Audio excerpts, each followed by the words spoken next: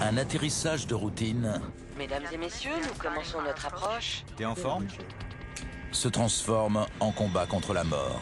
Tu vas tout perdre d'un coup. Ça y est. L'avion de ligne tombe mystérieusement vers le sol en direction d'une route fréquentée. Pousse-la. Pousse-la à fond. Tournez. Cramponnez-vous. Il va s'écraser. Une force mystérieuse a fait tomber un avion et tué 137 personnes. Mais dans les débris se cache la preuve qui va permettre d'éviter qu'un tel drame se reproduise.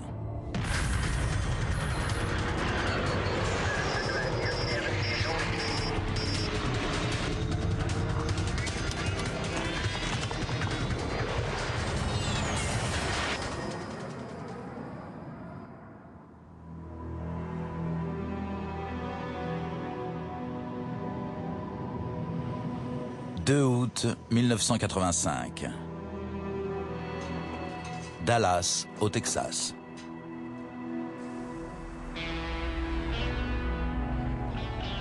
Il fait très chaud ce jour-là, même par rapport aux normales saisonnières texanes. Demain.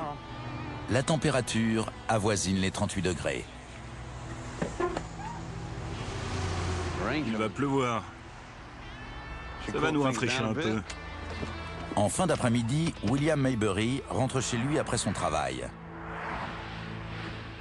La chaleur et l'humidité ont des conséquences sur le trafic aérien à l'aéroport international de Dallas-Fort Worth, alias DFW.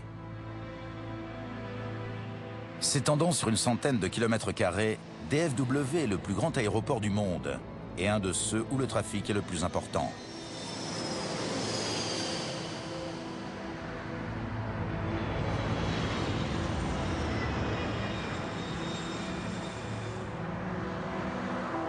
Dans l'après-midi, la chaleur a provoqué des orages au-dessus de l'aéroport, qui ont conduit à des retards dans le planning des décollages.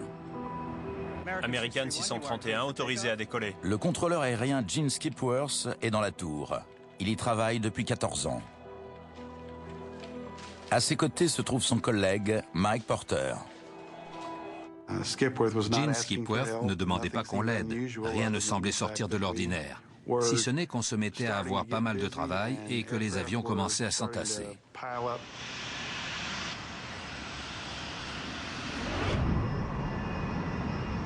Parmi les nombreux avions qui se dirigent vers la zone contrôlée par Gene Skipworth, se trouve le vol Delta Airlines 191. Nuage épars à 6000, épars à 1000, visibilité 1-0, température 38 degrés, vent calme. 38 degrés? 38 degrés, oui, commandant.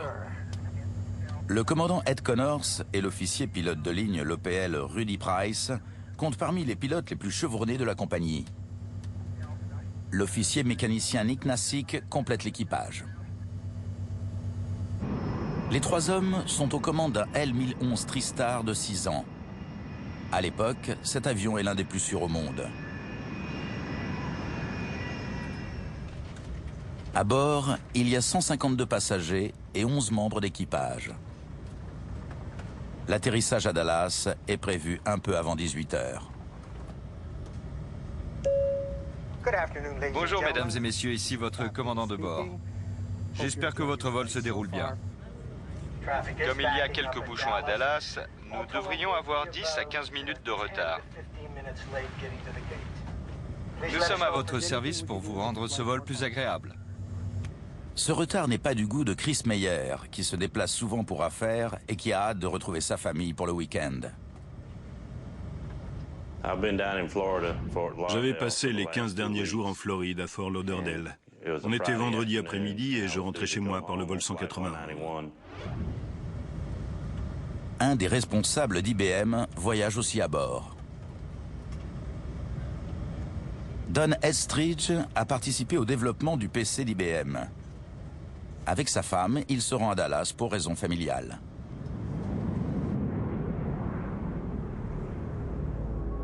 « 963, tournez à droite au 260. Entre la Floride et le Texas, Delta 191 passe entre les mains de plusieurs contrôleurs aériens. Au cours d'un vol, chaque avion est pris en charge par plusieurs centres de contrôle régionaux qui lui indiquent une vitesse et une altitude à respecter.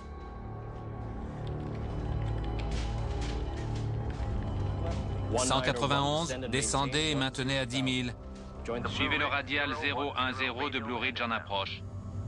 La voie est libre. » Mais le commandant Connors n'apprécie guère la route qu'on lui impose, car elle passe à travers une cellule orageuse dans laquelle il n'a aucune envie de s'engager. Je vois une cellule orageuse au 255. Elle est de bonne taille et j'aimerais ne pas la traverser, mais plutôt la contourner. J'ai déjà fait passer une soixantaine d'avions dans cette zone. Zone de 10 à 12 nautiques de large et tout s'est bien passé. Je vois une cellule orageuse en ce moment au 240. Si vous ne voulez pas passer par Blue Ridge, Suivez le radial 010. Radial 010, ça nous convient. Le commandant Connors a obtenu gain de cause et reçu l'autorisation de contourner l'orage. Une fois de l'autre côté, il s'alignera pour atterrir sur la piste 17 gauche. Je suis content qu'on n'ait pas à passer à travers.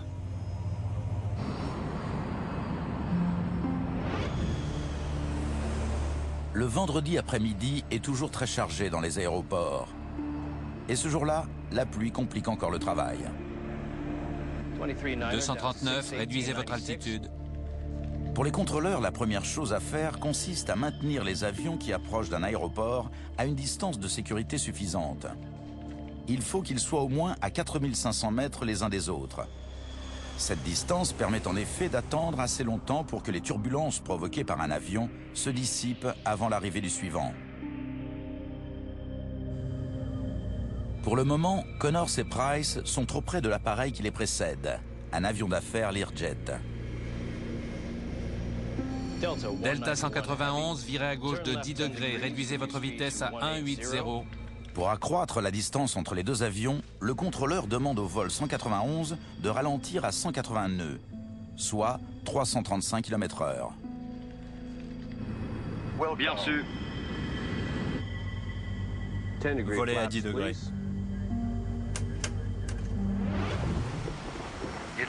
Vous écoutez Dallas 105 FM, l'après-midi est humide. Sur la nationale 114 qui le conduit chez lui, William Maybury va bientôt dépasser DFW.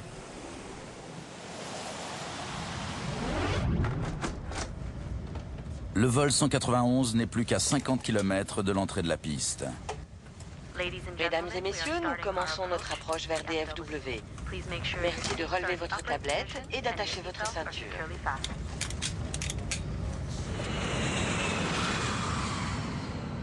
L'équipage entame l'approche finale. appel à tous les avions. Il pleut légèrement au nord de l'aéroport. Connors change de fréquence radio et contacte un contrôleur d'aérodrome de DFW pour recevoir ses instructions d'approche. Mais au moment où l'équipage du vol 191 se prépare à se poser, un phénomène redoutable commence à se former sur son passage. Certaines décisions, ajoutées à la non-réception de renseignements transmis par le contrôle aérien, vont se liguer contre les pilotes. Ils vont engager une lutte de 47 secondes qui va devenir un des moments les plus importants de l'histoire de l'aviation moderne.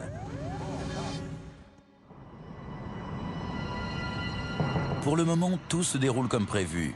Si ce n'est que devant l'équipage, les nuages commencent à s'accumuler et à s'assombrir. L'avion n'est plus qu'à 30 km de l'aéroport de Dallas-Fort Worth quand Rudy Price repère la pluie qui les attend. On va avoir droit à un nettoyage. Quoi? On va avoir droit à un nettoyage.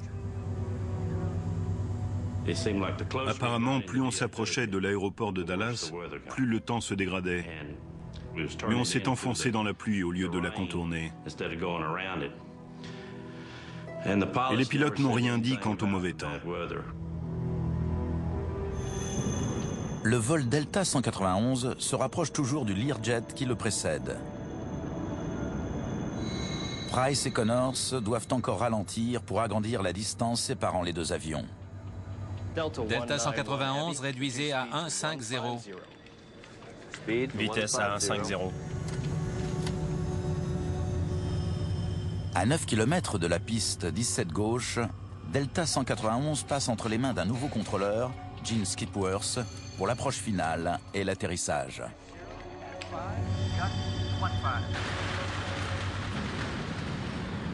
Tour, Delta 191. Il pleut, c'est chouette. Gene Skipworth prévient l'équipage qu'il doit s'attendre à un léger vent traversier de 15 nœuds, environ 28 km/h. Vent du 090, 5 nœuds, rafale à 15. Merci. L'OPL sera aux commandes pour l'atterrissage. Pilote et copilote échangent souvent leur rôle en vol. Tandis que le vol 191 s'approche pour atterrir, William Maybury circule juste au nord de l'aéroport. Il est noyé dans le même orage que Price et Connors commencent à traverser.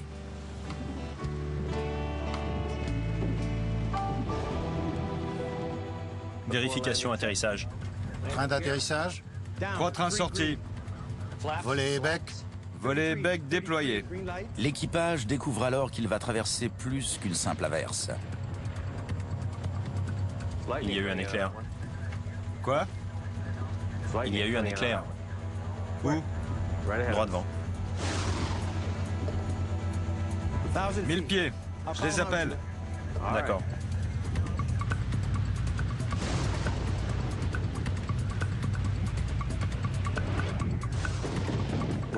On n'a reçu aucun appel concernant du mauvais temps, ni de la météo, ni d'autres pilotes auxquels on se fiait parce qu'ils traversaient cette zone. Et habituellement, ils nous signalaient systématiquement les turbulences, les problèmes ou quoi que ce soit d'anormal lors de l'approche finale. Le Learjet qui précède le vol 191 se pose sans difficulté. Connors et Price sont à moins d'1 minute derrière lui. Sans prévenir, la violence de l'orage redouble. Le L-1011 vole sous une pluie battante. Je savais qu'on se préparait à atterrir, mais on sentait une poussée, comme si les pilotes avaient remis les gaz. La vitesse R de l'appareil augmente sans raison apparente. Attention à la vitesse. Price tire la manette des gaz en arrière pour ralentir le L-1011 et le maintenir à la vitesse demandée de 150 nœuds, soit environ 280 km/h. L'avion n'est plus qu'à 180 mètres du sol. Tu vas tout perdre d'un coup. Ça y est. L'avion descend très vite. Comme si une force invisible le poussait vers le sol. Pousse-la. Pousse-la à fond. À fond. À fond? Oui. L'équipage met les gaz au maximum, mais sans parvenir à regagner de la vitesse ou de l'altitude. J'ai serré ma ceinture de sécurité au maximum. On aurait entendu une mouche voler car personne ne parlait. Un vrai silence de mort. Aussi vite qu'elle a commencé, la crise s'arrête. Du moins, en apparence. L'avion cesse de descendre et il commence même à reprendre un peu de vitesse. C'est bon. Mais presque tout de suite après, l'appareil recommence à chuter, cette fois en basculant violemment d'un côté sur l'autre. Puis, il s'incline fortement sur la droite. Je savais qu'on ne devait pas arriver aussi près du sol aussitôt. Tiens bon! À environ 2 km de la piste, l'avion s'abat dans un champ et creuse un sillon en direction de la nationale 114. Quand on a frappé le sol, on a eu l'impression d'être dans une voiture qui roulait avec des roues de train. Ça cahotait beaucoup. L'équipage réussit pourtant à redécoller. Et c'est à ce moment-là que Gene Skipworth repère le vol 191. Il va s'écraser. Tournez! Mais il est trop tard. Un des moteurs de l'avion a percuté la voiture de William Maybury sur la nationale 114. Le jeune homme a été tué sur le coup. L'avion frappe à nouveau le sol au nord de la piste à plus de 350 km/h.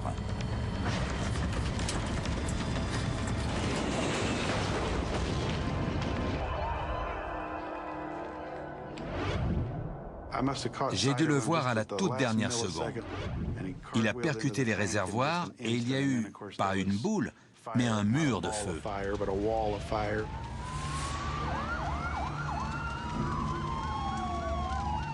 On a l'impression que ça ne dure que quelques secondes, 5, pas plus.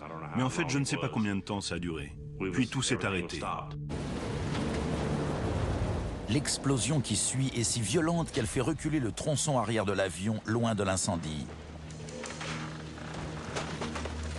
On lève le nez et on ne voit plus rien. Tout a disparu. On voit dehors parce que l'avion s'est ouvert en deux.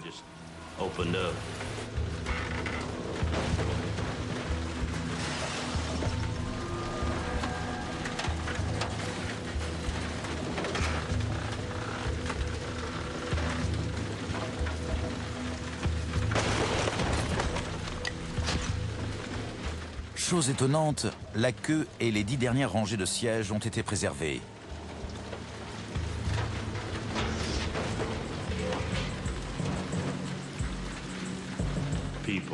Les gens avaient été projetés au sol. Certains avec leurs vêtements, d'autres sans. Certains étaient brûlés. C'est indescriptible. Il faut l'avoir vu. C'est impossible de se sortir ce genre de souvenir de la tête. À l'aide! Par ici! Tenez bon. Puis, aussi vite qu'elle s'est mise à tomber, la pluie s'arrête.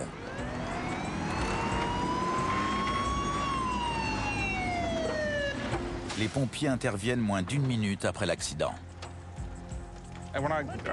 En arrivant sur les lieux, j'ai vraiment cru que personne n'avait survécu, car tout était dévasté.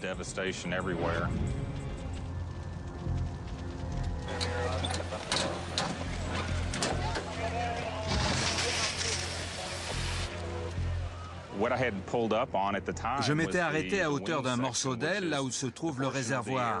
Il y avait donc beaucoup de carburant et de flammes. L'avant de l'avion s'est littéralement désintégré. Il fallait que j'y aille. À l'époque, j'étais le correspondant local de Time, un magazine pour lequel je travaillais à temps partiel. J'ai appelé le centre d'Atlanta, responsable de cette partie du pays, et on ne m'a dit qu'un mot. Fonce.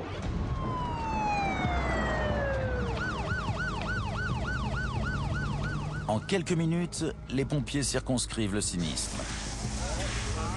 Ensuite, ils commencent à extraire les survivants de l'épave.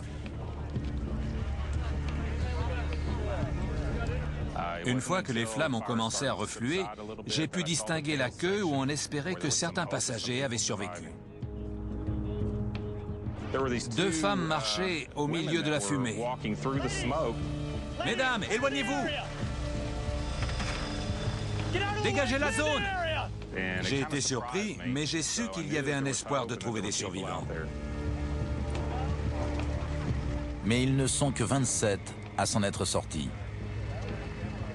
J'avais déjà vu la mort quand j'étais dans les services médicaux au Vietnam, mais elle n'avait jamais touché des civils, et certainement pas avec une telle ampleur et une telle rapidité. Je réalisais à quel point c'était grave. On voyait et on sentait la mort.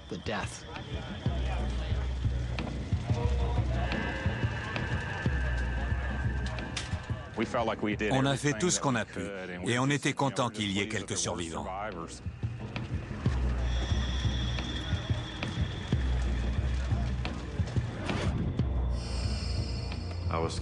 Normalement, j'aurais dû être dans le siège 15A, mais ça n'avait pas été possible car il était en non-fumeur.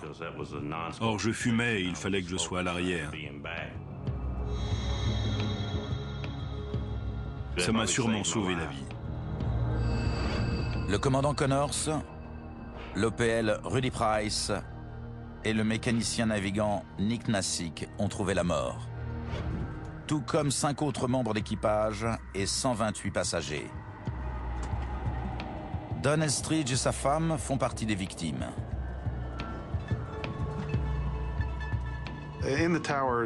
Dans la tour, le silence a régné pendant 1 ou 2 minutes, hormis une communication radio occasionnelle. Tout était silencieux. On était assis, abasourdis. On aurait aimé pouvoir revenir en arrière.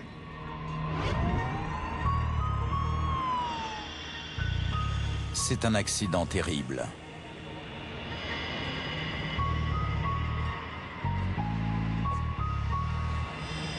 Les enquêteurs du NTSB, l'équivalent américain du Bureau d'enquête et d'analyse, arrivent à DFW bien déterminés à trouver la cause de l'accident. Un de nos enquêteurs a essayé de retrouver l'enregistreur de paramètres et l'enregistreur phonique. C'est une des étapes vraiment cruciales d'une enquête. Les enquêteurs commencent par chercher les traces d'un ennui mécanique. Ils examinent l'épave en quête d'indices qui indiqueraient que l'avion ne répondait plus aux ordres du pilote. Il est essentiel, lors de n'importe quel accident, au moment du décollage ou de l'approche, de déterminer le fonctionnement de l'appareil et de s'assurer que ça n'était pas un facteur de l'accident. Mais tout était normal sur cet avion.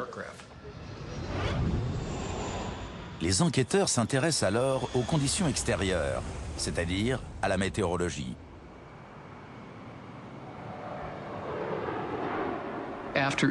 Après un accident en aviation civile, il y a toujours une abondance de théories. Quelques-unes prévalaient ce soir-là. La première, c'était que l'avion avait été frappé par la foudre. La seconde, qu'il avait été frappé par une mini-tornade.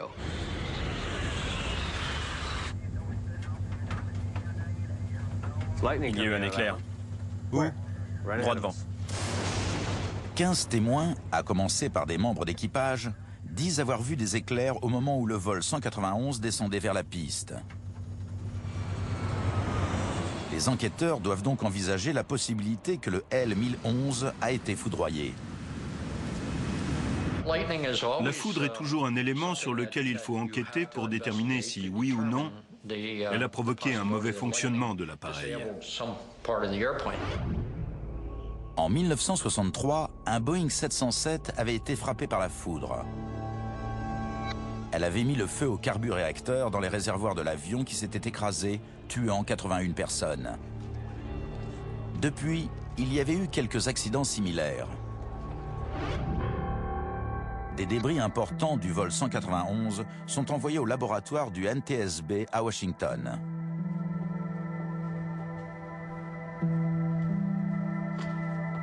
Bud Lenor est chargé de leur examen ainsi que de celui de l'enregistreur phonique. Parfois, il est très difficile de savoir où l'avion a été touché, s'il l'a bien été, et où se trouve le point de sortie. Il y a eu un éclair. Où? Droit devant. Si l'avion a été frappé par la foudre, ça aura laissé des traces. Un appareil, appelé déperditeur de potentiel, est fixé au bord de fuite des ailes. Il redirige l'électricité statique dans l'air ambiant, donc hors de l'avion, pour éviter que la décharge ne provoque un incendie. Si le L-1011 a été touché par la foudre, le déperditeur aura été endommagé de façon reconnaissable.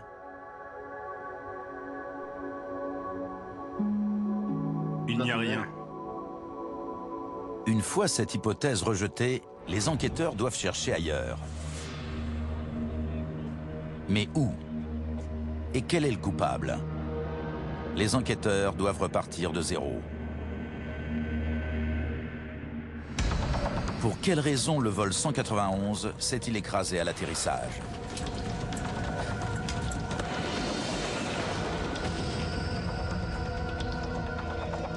Pourquoi 137 personnes sont-elles mortes? Les enquêteurs sont convaincus qu'il ne s'agissait ni d'un problème mécanique, ni d'un problème lié à la foudre. Il n'y a rien. Bud Lenor s'intéresse alors à l'avion qui a précédé le vol 191, le Learjet.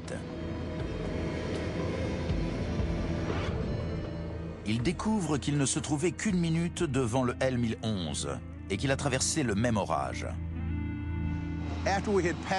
À moins de 5 nautiques de l'extrémité de la piste, on est entré dans ce qu'on a pris pour une petite averse, mais qui était en fait la précipitation la plus forte que j'ai jamais vue. Malgré tout, Rufus Lewis parvient à se poser sur la piste 17 gauche. En sortant des nuages, on volait haut et vite. Donc on a dû utiliser toute la longueur de la piste. On s'est posé et on s'est arrêté vraiment en bout de piste. Dans ce cas, pourquoi le L-1011, beaucoup plus gros, n'a-t-il pas pu se poser quelques instants plus tard? Delta 191 rédivisé à 150. Pour mettre de la distance entre le vol 191 et le Learjet, le contrôleur a demandé à plusieurs reprises à Rudy Price de ralentir. Et quand Bud Lennor relève la vitesse du plus gros des deux avions, 150 nœuds, il découvre qu'il allait se poser à 150 nœuds.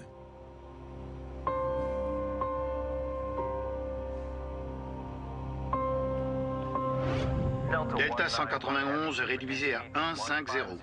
Les enquêteurs envisagent alors la possibilité que l'avion volait trop lentement pour atterrir en toute sécurité. Si un avion manque d'énergie, il n'a rien pour compenser en cas de problème. Donc bien souvent, dans une situation difficile, les pilotes rajoutent une dizaine de nœuds pour avoir une marge de sécurité. Les équipages n'ont pas à suivre à la lettre les indications de vitesse données par le contrôle aérien s'ils jugent qu'elles ne sont pas sûres. Mais Rudy Price a bien réduit sa vitesse. Et il connaissait son avion sur le bout des doigts, puisqu'il avait participé à la rédaction d'un nouveau manuel de l'équipage. Si le commandant avait décidé que 150 nœuds c'était trop lent, il aurait prévenu le contrôle aérien et il n'aurait pas obéi. En interrogeant l'avionneur et d'autres pilotes de L-1011, Bud Lennor parvient à la conclusion que ni les contrôleurs aériens, ni l'OPL Rudy Price n'ont commis la moindre erreur au sujet de la vitesse. Delta 191 rédivisé à 150. Cet avion aurait donc dû atterrir à 150 nœuds. Vitesse à 150. Bud Lennor n'a toujours aucune idée de ce qui a provoqué le crash du vol 191. Mais il va trouver un indice capital dans l'enregistreur de paramètres. Cette célèbre boîte noire enregistre la moindre action exercée par les pilotes sur les commandes. Mais elle enregistre également des paramètres extérieurs comme la température, la vitesse du vent, l'altitude et la pression atmosphérique. Quel que soit le problème auquel Price et Connors ont été confrontés, il y a des chances qu'il ait laissé une trace dans l'enregistreur. L'enregistreur nous a fourni plusieurs paramètres que nous n'avions pas encore. La puissance du moteur, l'accélération longitudinale, et ces données nous ont véritablement permis de procéder à une analyse plus en profondeur. L'enregistrement de paramètres a consigné une succession de changements de vent. Il y a eu un courant rabattant. En quelques secondes, l'avion a été balayé par des vents venant de devant, puis de dessus et enfin de derrière. Vous y êtes. Pour Bud Lennor, cet enchaînement n'a qu'une explication possible, une micro-rafale. Il s'agit d'un courant d'air violent qui tombe d'un nuage d'orage. En 1985, rares étaient ceux à en savoir autant au sujet de la confrontation avion-micro-rafale que John McCarthy. Si vous vous mettez devant votre évier de cuisine, que vous ouvrez le robinet et que l'eau tombe en giclant dans toutes les directions, vous avez une idée de ce qu'est une micro-rafale. Si vous êtes dans un avion, c'est une très mauvaise nouvelle, surtout si vous devez voler à travers et à basse altitude. L'avion affronte d'abord un vent de boue violent qui le fait remonter, puis un courant rabattant qui le projette vers le sol, et pour terminer, l'effet le plus redoutable, un vent arrière. L'avion perd de la portance, il descend rapidement en direction du sol, et il risque vraiment de s'écraser. Les ailes d'un avion ont besoin d'un écoulement d'air régulier pour assurer une bonne portance. En perturbant cet écoulement, le vent arrière réduit la portance. Et il n'y a pas de meilleure recette pour une micro-rafale que les conditions qui régnaient à DFW le jour du drame. Il avait fait très chaud toute la journée et l'air chaud monte. Lorsqu'il rencontre l'air froid et humide d'un nuage d'orage, il se refroidit instantanément et redescend violemment. C'est la micro-rafale. C'est un événement minuscule sur le plan météorologique, comparé à un orage, une tempête de neige ou un ouragan. C'est gros comme une tête d'épingle. À sa taille maximale, la micro-rafale ne mesure guère plus de 3 km de large et ne dure pas plus d'une quinzaine de minutes. Donc, compte tenu de ces critères, c'est un événement minuscule. Et la probabilité de le rencontrer est faible. Mais même si le risque est faible, il arrive que les avions traversent des micro-rafales. En 1975, un vol d'Eastern Airlines atterrissant à New York en a traversé une. Le phénomène a projeté l'avion vers le sol, tuant 113 personnes. En 1982, ce sont 183 personnes qui se trouvaient à bord d'un 727 de la Pan Am partant de la Nouvelle-Orléans qui en ont été victimes.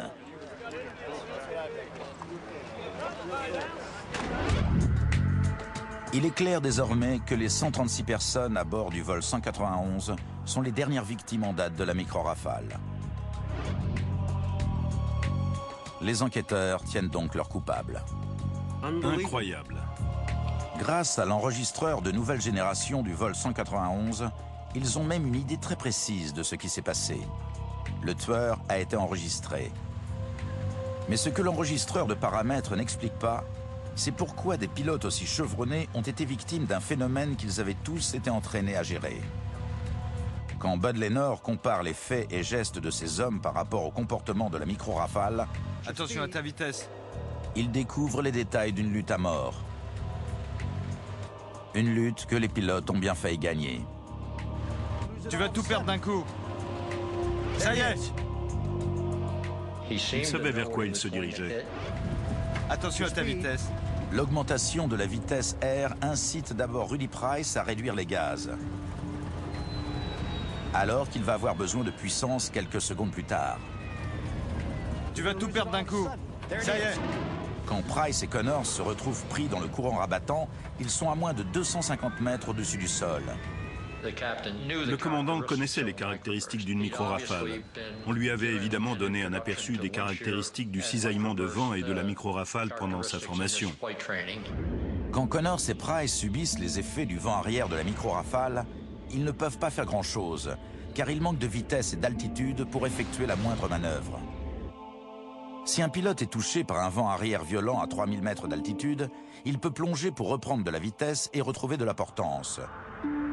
On dit qu'il compense. Mais cette manœuvre, Rudy Price et Ed Connors n'étaient pas en mesure de l'effectuer, car ils n'étaient plus qu'à 150 mètres au-dessus du sol au moment où ils ont été touchés par le vent arrière. Et le seul moyen pour regagner de la vitesse, c'était de remettre les gaz.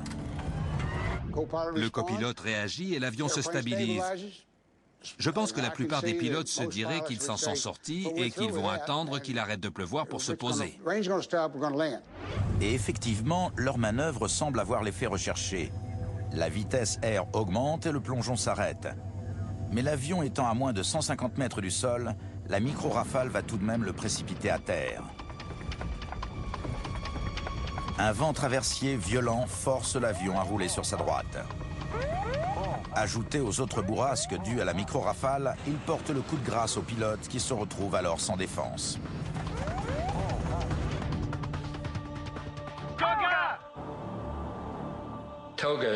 Toga signifie décollage et remise des gaz. Pour un pilote, à ce moment d'un vol comme celui-ci, ça veut dire qu'il faut abandonner l'approche, c'est-à-dire renoncer à atterrir, pour essayer de sortir l'avion des conditions de vent dans lesquelles il se trouve. Mais le savoir-faire et l'expérience des pilotes n'ont pas suffi. Cette micro-rafale était trop violente, et ces vents trop puissants et trop imprévisibles. La lutte n'a duré que 47 secondes. Les pilotes du vol 191 ont fait de leur mieux pour se dépêtrer de cette situation, mais sans succès. Mais une question laisse les enquêteurs perplexes. Pourquoi Ed Connors a-t-il décidé de traverser l'orage? Avant 1985, les radars embarqués étaient conçus pour repérer les orages, les zones où les précipitations étaient fortes. Mais ils n'étaient pas conçus pour détecter les micro-rafales. En clair, ils étaient incapables de repérer ce phénomène à basse altitude. Les micro-rafales sont invisibles, mais elles jaillissent généralement de nuages d'orage. C'est pourquoi on enseigne aux pilotes à ne pas traverser de telles zones s'ils y repèrent des éclairs. Elle est de bonne taille et j'aimerais ne pas la traverser, mais plutôt la contourner. Si vous ne voulez pas passer par Blue Ridge, Suivez le radial 010. Radial 010. Le commandant Connors n'était pas du genre à prendre des risques inconsidérés. Il avait la réputation d'être prudent. Je suis content qu'on n'ait pas passé à travers. Il est difficile d'accuser l'équipage. Leur travail consiste à éviter les orages, mais il y a certainement des alertes météo pour des orages tous les jours à Dallas en été. Lesquels éviter? C'est un problème très compliqué. Plus tôt pendant le vol, Ed Connors avait contourné des zones de mauvais temps. Les enquêteurs ne peuvent donc que conclure qu'il a sous-estimé l'orage qu'il attendait à l'entrée de la 17 gauche. Lorsque vous êtes en phase d'atterrissage à un aéroport comme celui de Dallas, d'Atlanta ou de Chicago, et que vous voyez d'autres avions devant vous se poser sans difficulté, vous avez tendance à vous dire que même s'il y a un orage, vous allez passer à travers rapidement et que ça ne posera aucun problème. Les aéroports comme DFW disposent de systèmes sophistiqués pour fournir aux pilotes des bulletins météorologiques. Un orage en début de piste est le genre de menace qu'ils sont chargés d'identifier.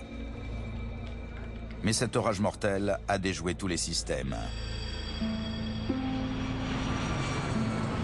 Lorsque le vol 191 approche de l'aéroport, le temps change à toute vitesse.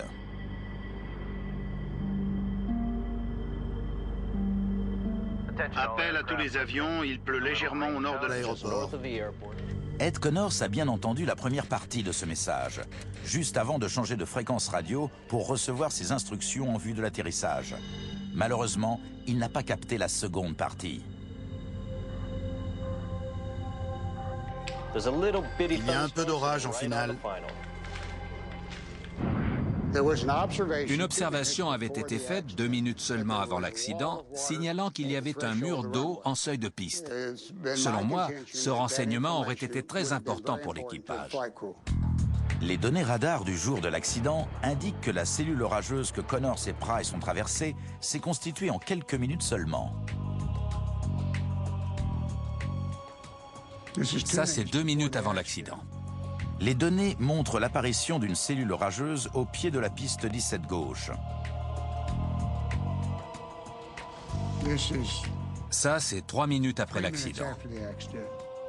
Il y a une nouvelle cellule en seuil de piste qui n'était pas évidente sur l'image précédente.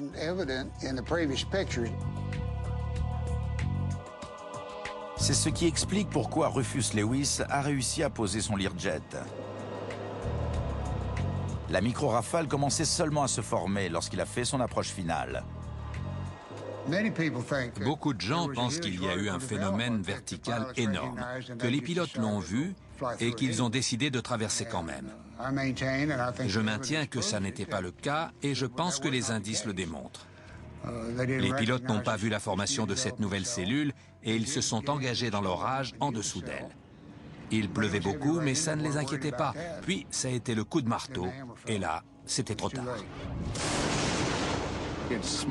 Elle est petite, elle fait la longueur d'une piste à peu près, et elle ne dure pas longtemps. Elle peut se former si vite qu'elle provoque beaucoup d'accidents, car personne ne sait qu'elle est là.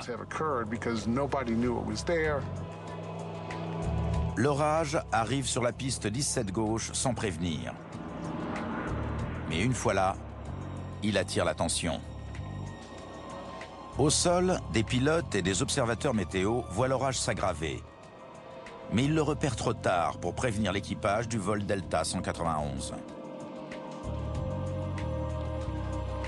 L'orage apparaît sur l'écran radar du contrôle aérien de Dallas-Fort Worth. Mais au moment de l'accident, le météorologiste de service est à la cafétéria pour sa pause déjeuner. Si l'équipage avait été au courant de l'apparition d'un phénomène aussi violent, il aurait annulé son approche. Les enquêteurs concluent que l'accident a été provoqué par la décision des pilotes de continuer leur approche à travers l'orage. Décision qui a été prise puisque personne ne les avait avertis des risques qu'ils encouraient. En 1985, les aéroports disposaient de systèmes permettant de détecter les vents dangereux, mais ils n'étaient pas fiables pour les micro-rafales. Des systèmes d'alerte de cisaillement de vent à basse altitude observaient les différences de vent sur l'aéroport. Malheureusement, ces appareils étaient si éloignés les uns des autres qu'une micro-rafale pouvait se former entre deux et échapper à toute détection ou à une détection assez précoce pour qu'on puisse avertir les pilotes. Pourtant, un système de détection des micro-rafales avait été mis au point.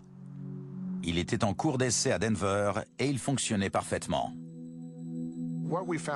Nous avons découvert que le radar à effet Doppler au sol est terriblement efficace pour détecter les micro-rafales. Il les repère dans 98% des cas. Les radars conventionnels utilisent des ondes radio pour mesurer les précipitations d'un orage. Le Doppler envoie également des ondes radio, mais en mesurant la fréquence des ondes en retour. Il peut en plus calculer les mouvements de vent à l'intérieur d'un orage. Dans un radar à effet Doppler, une partie des ondes s'éloigne de l'appareil et une autre partie revient. Si cette dernière est petite, c'est qu'il s'agit forcément d'une micro-rafale. Ça ne peut rien être d'autre. C'est ce qu'on appelle dans notre jargon une signature non ambiguë de micro-rafale. En clair, on l'a repérée. Comme le radar à effet Doppler repère la micro-rafale, les contrôleurs peuvent l'utiliser pour avertir les équipages de l'apparition du phénomène. Les essais menés à Denver ont conduit à l'installation d'un système important dans les aéroports, le radar météorologique Doppler de région terminale. Lorsque ce système repère des conditions dangereuses, il adresse un signal d'alerte aux contrôleurs aériens qui peuvent à leur tour prévenir les pilotes. Vol 236, alerte de micro-rafale. Après l'accident du vol Delta Airlines 191, la FAA, l'autorité américaine de l'aviation civile, a fait accélérer l'installation de radars météorologiques Doppler dans les aéroports à risque. Celui de Dallas-Fort Worth a été un des premiers à en être équipé. Le dôme contenant ce radar fait désormais partie du paysage habituel de tous les grands aéroports du monde. Mais les radars au sol ne préviennent pas les pilotes assez rapidement. Il y a un défaut avec les installations au sol dans la mesure où il faut un certain temps pour transmettre une alerte aux équipages. L'appareil détecte le phénomène au sol, avertit le contrôle aérien qui avertit vocalement les pilotes. Tout ça prend 10, 15, voire 20 secondes qui peuvent avoir une importance capitale. Il fallait donc installer des systèmes embarqués de détection des micro-rafales. Une équipe de la NASA a travaillé à leur mise au point en volant à travers les micro-rafales les plus dangereuses qu'elle pouvait trouver.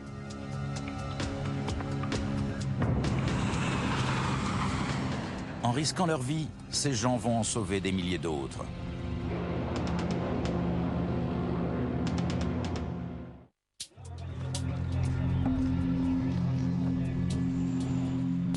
Le vol Delta Airlines 191 n'est qu'un drame de plus à ajouter à une longue liste d'accidents imputables à une micro-rafale. Depuis 1964, ce phénomène en a provoqué 26 et il a tué plus de 500 personnes.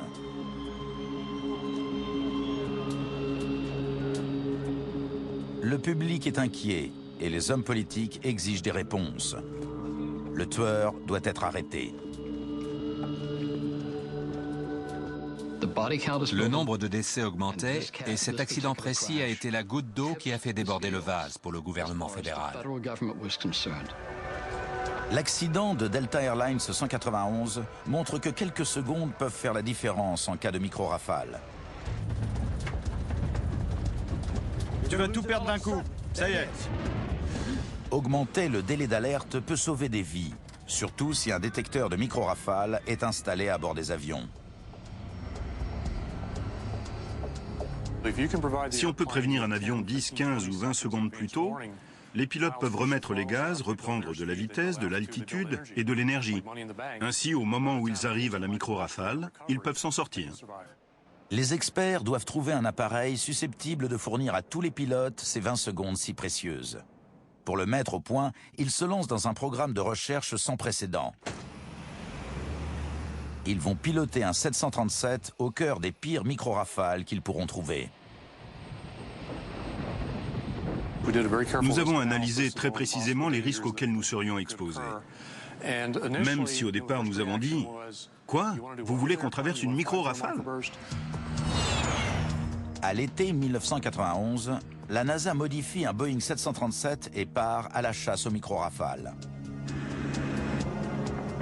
L'objectif est de mettre au point un appareil permettant d'avertir les pilotes de la présence de ces phénomènes sur leur chemin. La solution embarquée transmet les renseignements dans le poste de pilotage. Les pilotes savent aussitôt ce qu'il y a devant eux et quand l'alerte est donnée, ils ne perdent pas de temps. Les scientifiques de la NASA testent 3 systèmes différents. Un radar à effet Doppler modifié logé dans le nez de l'appareil. Un radar laser placé sous la soute avant. Et un appareil infrarouge monté sur le côté qui mesure les changements de pression atmosphérique. Chacun d'eux est relié à des rangées d'ordinateurs installés en cabine. Un observateur au sol repère sans difficulté les micro-rafales et dirige l'avion dans leur direction. Contrôle, ici 515, nous décollons. Bien reçu, RMTO NASA. Distance? Distance 45 000, vitesse au sol 240. C'est parti, droit devant. Appuyez à gauche de 10 à 15 degrés. Quand on repérait une micro-rafale, c'était service-service. Comment s'en approcher, avoir la bonne altitude, la bonne vitesse air, la bonne position. Quand commencer à rassembler les données. C'était passionnant. On voulait les trouver et les traverser. À chaque micro-rafale, les 3 systèmes embarqués sont testés. À bord, les scientifiques voient instantanément lequel est le plus performant. Derrière le poste de pilotage, il y avait des rangées d'équipements devant lesquels étaient assis les ingénieurs du radar, du laser et des enregistreurs, pour s'assurer que chaque appareil fonctionnait comme prévu. Vitesse au sol 230, droit devant, 1 degré à gauche. Traversons-la. C'est parti, droit devant. Nous avons commencé par des micro-rafales très faibles. Le radar au sol nous disait vers quoi nous nous dirigions, donc on choisissait les plus faibles pour se faire la main, puis on a choisi des phénomènes de plus en plus puissants. On voyait la pluie tomber, on sentait qu'on chutait, un peu comme dans un ascenseur qui descend. L'appréhension que l'équipage ressentait au début, avant de traverser les micro-rafales, a été remplacée par la joie de les trouver. Le centre de l'objectif arrive. Maintenant, vitesse sol 242, chute du vent, attention au vent arrière. Compris. Perte d'altitude. Le vent passe de l'arrière, 10 nœuds. Un bon courant rabattant au milieu, et on a perdu 100 pieds en un rien de temps. Les performances ont chuté aussi. On était à 850 et on est passé à 750, c'est super. Les scientifiques traversent des dizaines de micro-rafales. Ce programme permet de prouver que le radar à effet Doppler monté dans le nez est le seul système qui donne invariablement des alertes avancées en cas de micro-rafale. Nous avons vu que les radars à effet Doppler pouvaient découvrir une gamme très large de micro-rafales. Il y a eu un éclair. Si l'équipage du vol 191 avait disposé d'un système de détection de ce genre, il aurait pu remettre les gaz et gagner de l'altitude. Ça aurait peut-être permis d'avoir la hauteur et la vitesse dont Price et Connors ont manqué lors de la traversée de l'orage. Les essais en vol de la NASA ont permis de dompter la menace des micro-rafales. À l'issue de ces expériences, la FAA certifie un système Doppler d'alerte avancée. Aujourd'hui, les radars Doppler à vision frontale font partie de l'équipement standard des avions dans le monde entier. La bonne nouvelle qu'on peut tirer de cette tragédie, c'est qu'il s'est passé tellement de choses.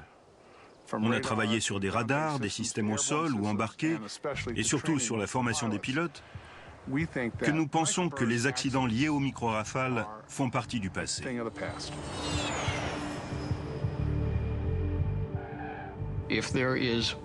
S'il y a un accident dont on peut dire aujourd'hui qu'il a rendu les choses plus sûres, parce qu'il nous a appris quelque chose, c'est bien celui de Delta 191. Les changements apportés après cet accident ont sauvé d'innombrables vies. Le commandant Connors et l'OPL Price ont perdu leur combat contre ce phénomène naturel qu'est la micro-rafale. Mais ils ont permis de démasquer et de neutraliser ce tueur invisible.